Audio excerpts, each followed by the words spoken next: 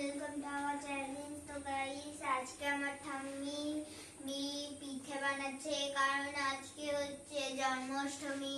আর এদিকে আমি হেল্প করছি। ঠাম্মি তো একা একা পারে না সবকিছু, তাই আমি একটু পাটাগুলো মুছে দিচ্ছি তালের পিঠে বানাবে বলে।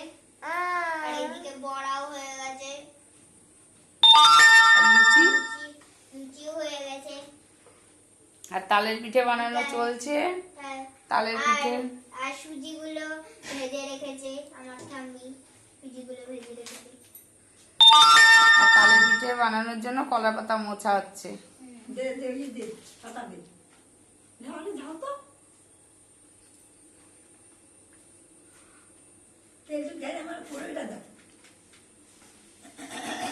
কড়াইটা একটু বড়ই হয়ে গেছে, তাহলেও কাজ চলে যাচ্ছে।